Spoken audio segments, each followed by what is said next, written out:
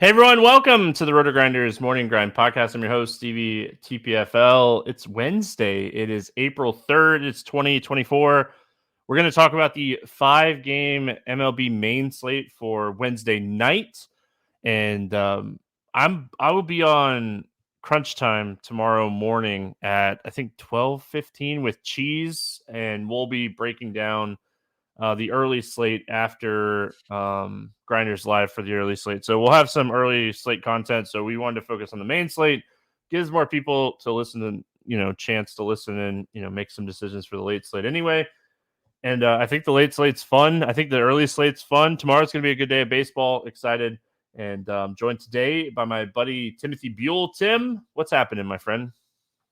Yeah, not much, Stevie. I was talking about how I was on the Padres and also considering the Cubs this evening, and I did not play the Cubs, and I played the Padres. So now I'm upset. I'm going to lose. I mean, you haven't lost yet. Padres could have a big game, but I mean, that Bellinger home run helps the Cubs stacks too. That didn't have Cooper. Because I mean, you kind of had to decide between Cooper and Bellinger, and I mean, they came in at like 7% and 8%. So, yeah, I mean, I have some good teams going. I'm pumped where I'm at right now for the night. Was very high on the Cubs, very high on the Padres as well, and then yeah, I mean, pitching so far is off to a good start. The Crochet, man, that guy might be legit. Watched a lot of that start, and he just has good stuff. He's going to be a guy that we talk about a lot this year. So, Lopez pitched really well. He made a couple like bonehead moves on the hill, but overall, he had a really good start for, his first start of the season. Assad pitched well. He came in pretty chalky, actually. He was a lot more popular than I thought, but Bayo had a really solid first inning. I just turned all my games off so I could focus on the podcast. But Bayo had a good first inning, and he ended up being pretty chalky, which doesn't really shock me when you're looking at his matchup against Oakland and the pitching that we had on the slate. So I think he has like 3 Ks. Derek says he had a good Cub stack with Mize. Well, back to the well here on Mize with that game getting postponed. Yeah, that one stinks. The risk, the risk going in of as much weather as they had, but I mean, I like Mize. We talked about him on the podcast yesterday, and we're obviously going to talk about him again on the podcast today. So we'll get there here in just a minute. Hope everyone's having a fantastic Tuesday night. Before we get into breaking down this slate, I just want to remind everybody that tomorrow's podcast, tune in live if you can. We're going to be giving away some fun stuff, some premium, some swag, and have a special guest. So pumped for tomorrow's podcast. It's the 8-year anniversary show of the Morning Grind. Yes, 8 years, a lot of gray hair in my beard, but we're gonna have some fun with tomorrow's podcast. So if you can tune in live, hang out, and I'm gonna do some random stuff to give away some swag and have some fun with the podcast tomorrow. So let's get into this 5-game night slate here. Again, there's some potential weather in these games, but we will let Kevin Roth handle the weather. I'm not messing with that. I let him handle that. We get started here with Pittsburgh at Washington. Mitch Keller against Trevor Williams. Any interest here in Mitch Keller? So unfortunately, I do. I know that he has struggled in the spring. I know he struggled in his last start. But this matchup is fairly decent, and just due to the lack of pitching on this overall slate, I do have a little bit of interest, unless he's going to be popular. If he's going to be like a chalky option, then I'll be underweight on him. But if he's not going to be chalky, then I think that he is in play just because the slate is so small and our options are limited. And I think this is a matchup that he can beat, and he's not super expensive. But I understand that he has struggled at the beginning of this year and in the spring. So I can definitely see getting away from him if he's going to be popular. And I don't even know if like struggle is the right word. The velocity being down was my biggest concern with him, and one of the reasons that I highlighted like Marlins his first start.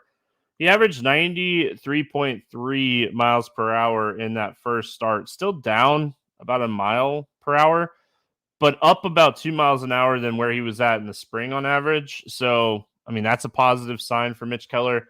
We saw his velocity take a huge dip towards the end of last season, and his stats kind of got banged up from the velocity dip. So, it's an ownership thing for me. If Keller's getting some ownership here, I'm out. If he's not, I don't think we have a ton of great pitching. Like we took Scoble off the slate, with the game getting postponed.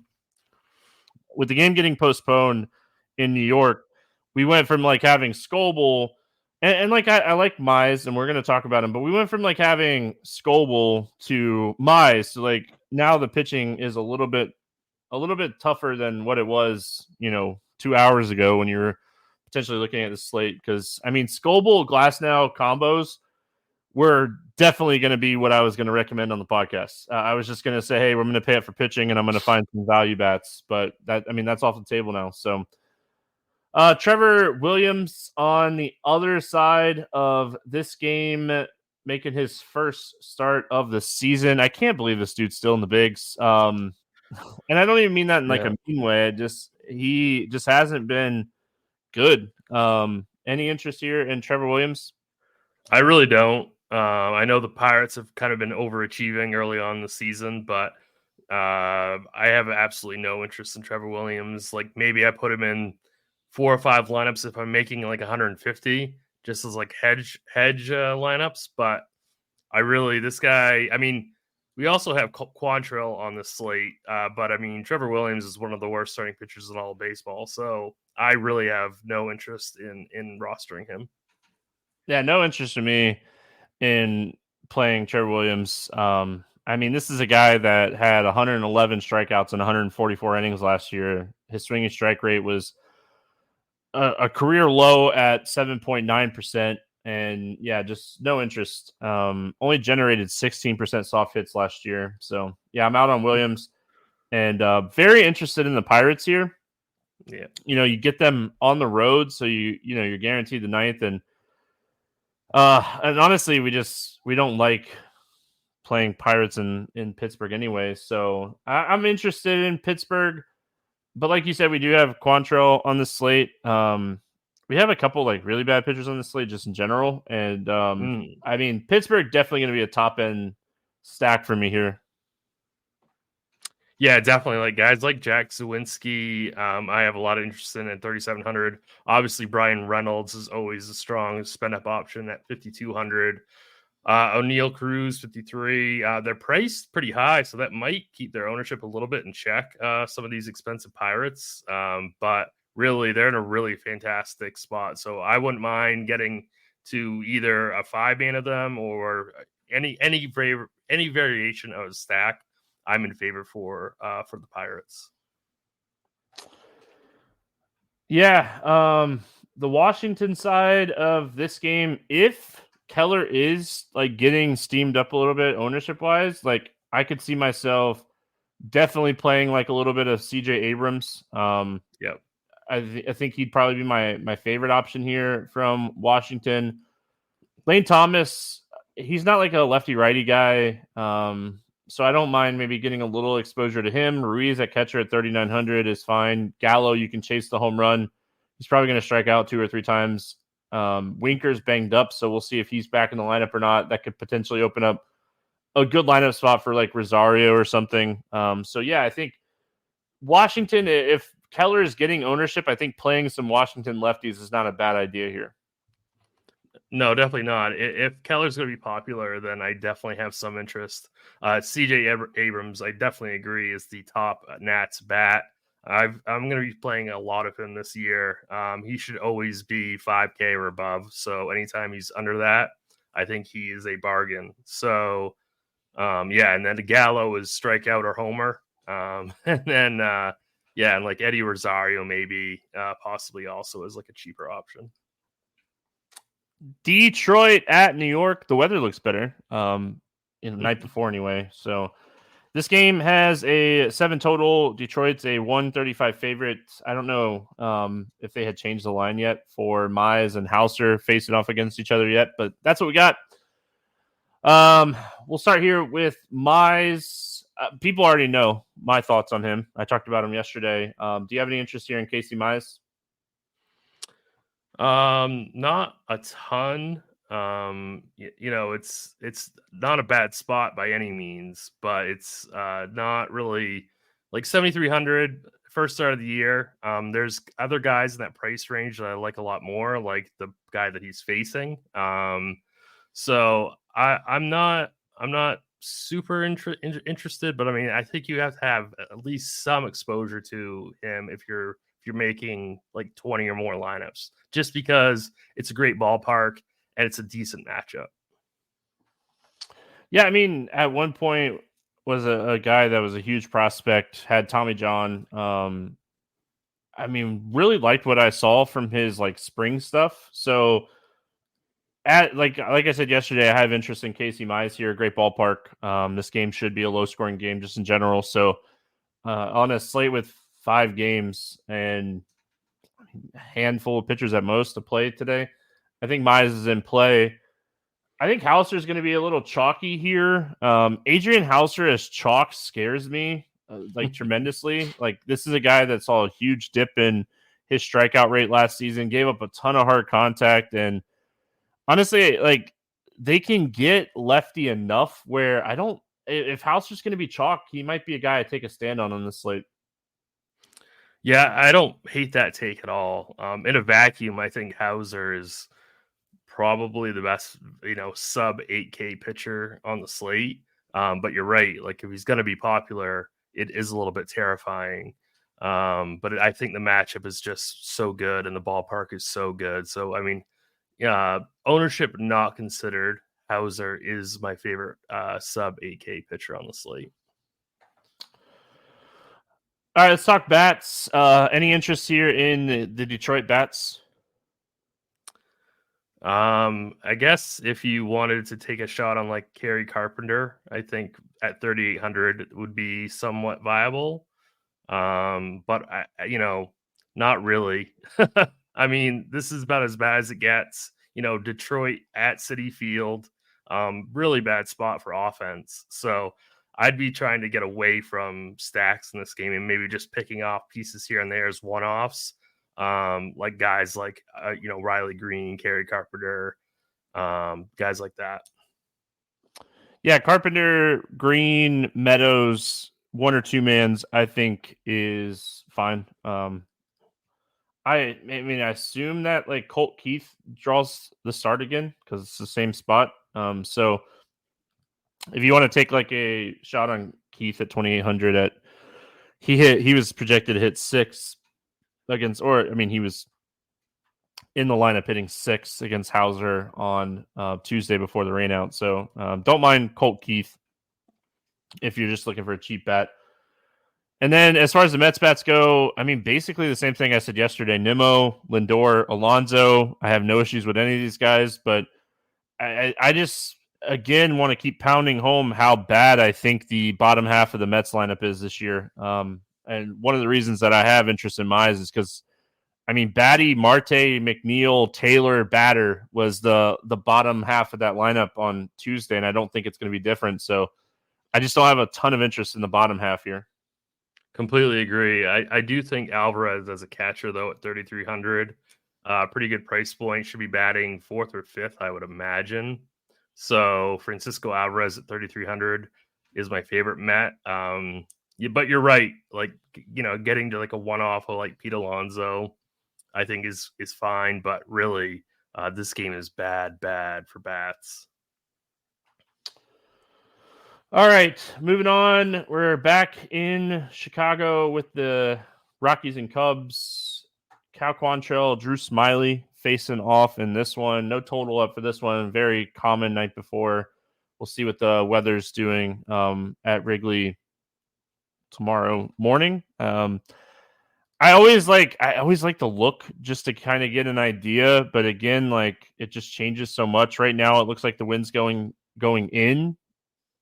with some potential weather again. So we'll have to see what Kevin Roth has to say. I will say, I forgot to mention this when we were talking about the Mets game. There's supposed to be like 20 to 30 mile an hour winds blowing dead center in, like blowing in from dead center in that game, which would even help those pitchers even. Yeah, at Citi Field. So, oh my God. That's so it would help those. That's such a great pitcher's park anyway. Yep. So those like right over the wall home runs, looking good there. So I would even play one-offs in that. I would even play one-offs in that game then, and that's a big boost to Mize also in my mind. Yeah, I mean, we'll see what Roth has to say. Again, like I don't mess with weather. I looked at the Cubs wind and I saw that. So, all right. Any interest here in the worst pitcher in baseball, Cal Quantrill? Nope. He and Trevor Williams, even if I was making 150 teams, would both get the X button for me. I mean, like I said, maybe 4 or 5 Trevor Williams, but like X out Quantrill immediately. No interest at all. Do you think the books give us Cal Quantrill at 3.5 strikeouts again? Oh, that's right. I forgot about that. Yeah, that was one of the biggest bets I made all season so far. The one of the biggest bets I made was the Chris Flexen 3.5 one. Also, yeah. Remember that one? That was like 2 days ago. Yeah, I wrote that up. There was a lot of us. There's like 3 or 4 of us that wrote that up. So yeah, I'm not playing Cal Quantrill. I mean, we joke around about it really quickly, but we're not playing Cal Quantrill. I don't think Drew Smiley, I don't know if I want to play Drew Smiley either. It sounds like he's going to this is going to be like an opener situation and like a bullpen type of game. I expect Drew Smiley to throw like 2 innings. Like he threw on Monday. He threw 2 innings on Monday. So I think it's an opener situation type of deal here. Cubs potential bullpen game. We'll have to see. Maybe they announce a starter, but right now the information that we're looking at right now is Smiley opening for somebody. So we'll kind of have to see what we're looking at, because I mean, we love pitchers against the Rockies, wind blowing in at Wrigley, pitchers against the Rockies with the cooler weather. I mean, if we get an actual starting pitcher here, I mean, depending on who it is, we might have some interest. But I'm not playing Smiley. He's not going to pitch deep at all. No, even if you knew you were getting 3 innings out of him, you can't pitch him at 6,700. If he was 5K, maybe, but 6,700, you can't do it. As far as the Rockies bats, the weather's going to kind of stink again. I mean, that didn't really slow down the Cubs on Tuesday night, but I think this is a spot we're going to kind of have to just wait and see what we're looking at. Like if it's going to be a full bullpen game, I don't really have a ton of interest in Colorado. And then maybe depending on like who the pitcher is, maybe some slight interest, because like the Rockies are cheap. So using the Rockies as like a one-off is not like a terrible thing here just because of the pricing. But it really just comes down to like who the pitcher is going to be. Yeah, maybe like a one-off of like Brendan Rodgers at a cheap, middle infield position type of idea. But I have no interest in this stat. This Rockies offense is real bad, and if the wind's blowing in at Wrigley, I have no interest at all. Cubs bats. I mean, I don't care what the weather's doing. Cal Quantrill doesn't miss bats. Cubs are a team I'm definitely going to again here on this slate. I talked about them yesterday. Right back to the Cubbies here. Yeah, Bellinger is going to be so heavily owned, I would imagine. First base outfield eligibility, gets the platoon advantage against Quantrill. Homered on Tuesday night. So, I mean, recency bias is going to be in his favor also. So, yeah. This Cubs team is absolutely loaded and going to crush Quantrill, I would imagine. Yeah, don't forget about like Tachman. He should be in the lineup here. Really anybody, like platoon splits don't matter against Quantrill. He's just not good. So when you're looking at playing the Cubs here, just build some stacks. Even in the bad weather, like I mean, Kyle Quantrill had a 7% K rate against right-handed hitters last year, so you're gonna play righties against him too. He just doesn't miss bats. So whoever cracks the lineup today, I mean, Suzuki's off to a scorching start. He had a great spring training, and he had a really good game on Tuesday night. So how is this guy ever going to pitch at Coors, Stevie? Oh, Quantrill? Yeah. How are we going to fade Coors with Quantrill pitching? Right. That's the problem. He already can't strike anybody out. Like, I'm amazed. Hey, maybe his stuff is better at elevation. maybe the Rockies saw something and they're like, hey, this guy's stuff it actually does some stuff at elevation, and maybe he'll miss some bats, but yeah. All right. Toronto at Houston. Yeah, Toronto at Houston. We got Bassett and Javier facing off against each other here. Any interest here in Chris Bassett? It's kind of like a similar situation that I had with Mitch Keller. Like, I don't really trust Bassett, but just the context of the slate, I feel like he's a talented enough pitcher that if Babbitt goes his way, he could get through 5 or 6 innings, strike out 5 or 6, and be somehow optimal. So I do have a little bit of interest in him, but not a lot. Yeah, no interest for me in Chris Bassett today. This lineup's good, top to bottom. And I have a lot of interest in the other pitcher in this game. I do. Yeah. So looking at Christian Javier, like, he really excels against righties, especially strikeouts. And Toronto is just a right-handed heavy team. They're the exact same team that they were last year. And when we get right-handed pitching that excels against right-handed hitters, like, all year. I mean, like, we saw Christian Javier have a really solid outing against the Yankees. The Yankees are very right-handed heavy. So I really like Christian Javier today. Something that I don't say a lot, but I think this is a really good spot for him. Yeah, I don't disagree at all. I would assume that Glasnow and Javier will be the chalk combo for the slate, and then pay up for as many Cubs as you possibly can. But yeah, I completely agree. Javier is in a great spot. He's a really, really strong pitcher. Toronto is extremely right-handed heavy, so this is a good spot for him. And I have no argument other than just the ownership. He's going to be probably the second highest owned pitcher, but really, pitching is ugly on this slate. Very, very, very ugly. It's not pretty, that's for sure. Bats here, anything on the Toronto side that you like? I mean, it's a pretty bad spot. I think maybe if you wanted to go cheap, you could go Alejandro Kirk or Dalton Varsho would be options. Varsho's 3,600. Kirk is a cheap catcher, which I always like at 3,400. But I'd stay away from like the expensive guys. This is not a very good spot for them. Yeah, outside of like maybe building like a hedge stack, because I think Javier is going to be one of my highest owned pitchers on the slate. So like outside of building like a hedge stack and just full on stacking Toronto, I think I'm out on the Blue Jays here. I actually have some slight interest in these Houston bats. I don't think Bassett's a bad pitcher by any means, but it's a 5-game slate. We gotta get off the Cubs. We got to get off the Cubs somehow. And Pittsburgh. I think Pittsburgh's going to be somewhat popular. We'll talk about the Dodgers in the next game, but I think that Houston facing a above average pitcher is going to be lower owned here. And they're just an elite hitting team, and they can break any slate on any given night against any given pitcher. So I think Houston's a really interesting stack today. Yeah, they're a really good hedge stack off of Chicago. They're similarly priced as Chicago. Like, you've got Alvarez at 58, where you have Bellinger at 57. So Alvarez is a great leverage point off of Bellinger. Same thing with Kyle Tucker. So yeah, as a hedge stack away from Chicago, they're fine. Like you said, Bassett's not bad, but you have to take some risk on the slate. So yeah, I don't mind getting to some Houston bats, but they're not my favorite stack. Oh no, I mean favorite. No, I'm with you. Well, they're not my favorite hedge stack either.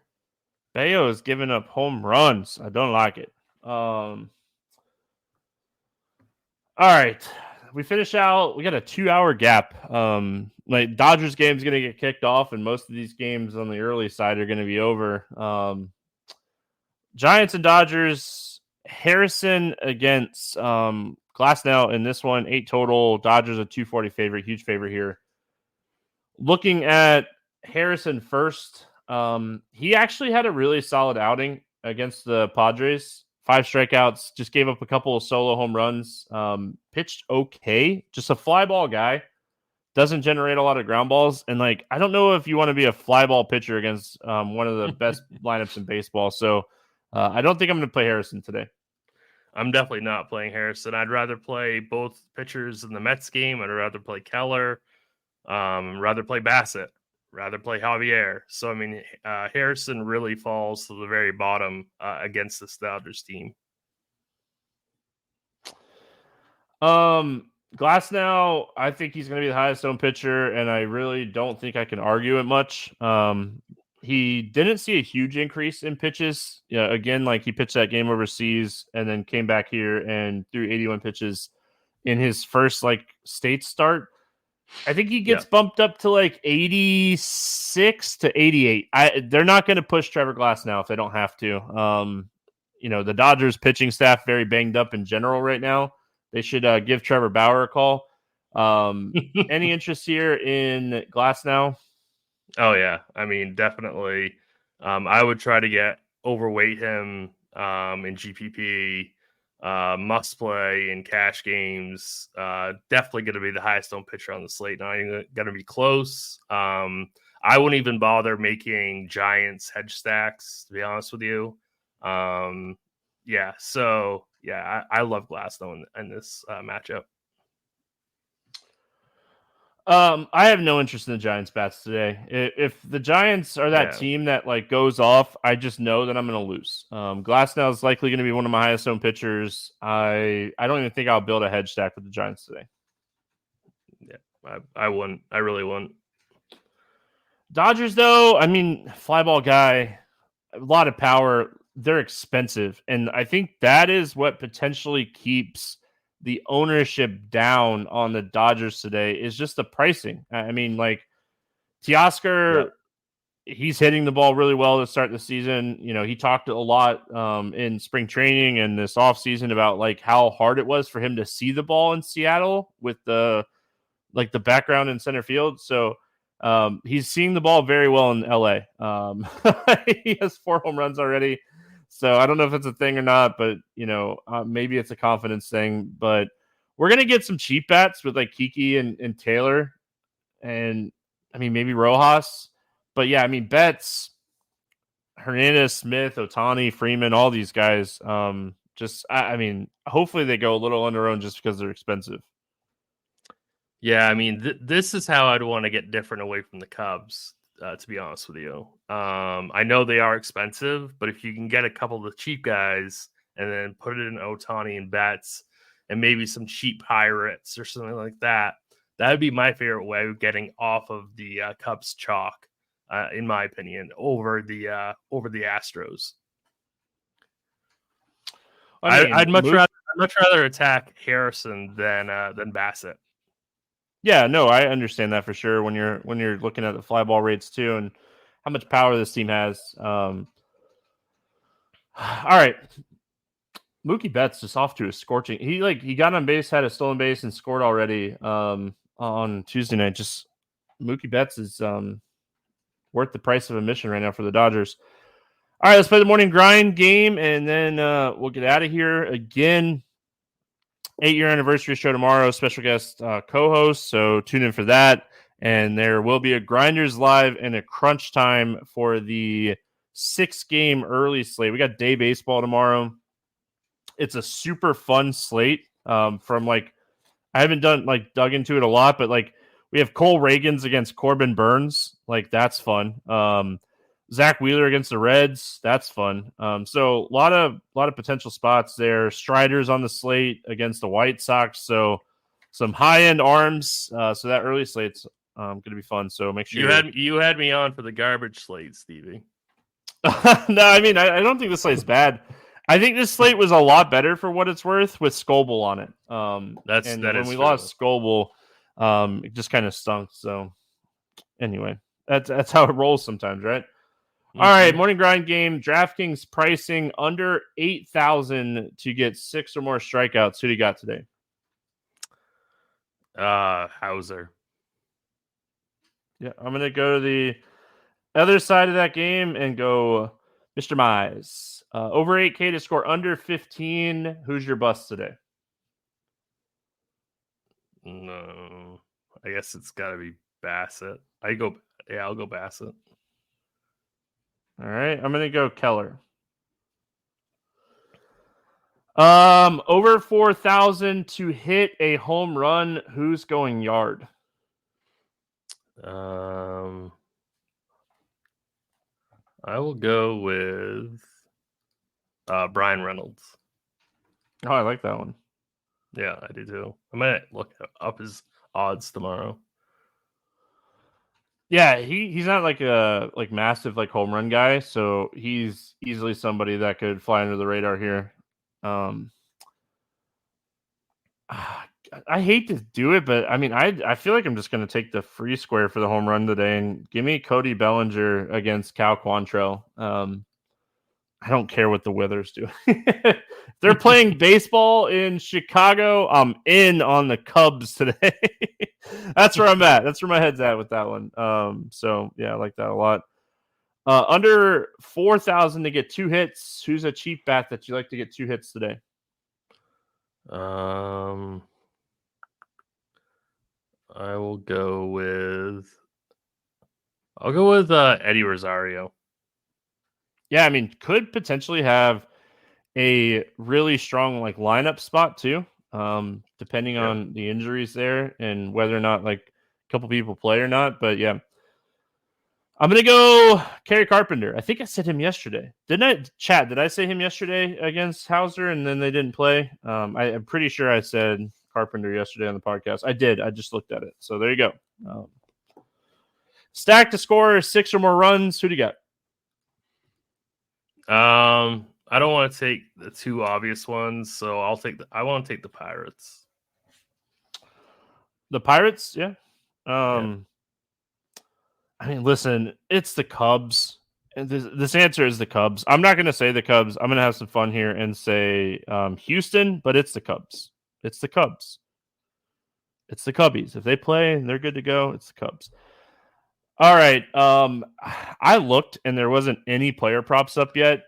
Yeah, I didn't at see all. Any. Which I mean, we're running into a problem with a lot when it comes to baseball, which kind of stinks.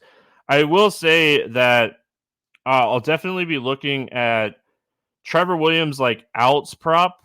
If it's anything under 15 or over 15, I love that. His first start of the season, so if it comes in at 14.5, I'll probably take the under on Trevor Williams. I don't think he makes 5 innings in this game. I'll be looking at Cal Quantrill's strikeouts. I don't think they'll give it to us at 3.5 again, but maybe they do. So I definitely like that one. And Christian Javier is another guy that I want to look at as strikeout prop. Hoping it comes in at 5.5. Probably comes in at 6.5. But I really like it, the over on 4.5. But I mean, I'd probably still take the over on 5.5 too. I think this is a really good spot today for Christian Javier. Any game lines that you like here? So Brian Reynolds' home run odds are 390. That's not as good as I was hoping. So I'm probably gonna stay away from that one.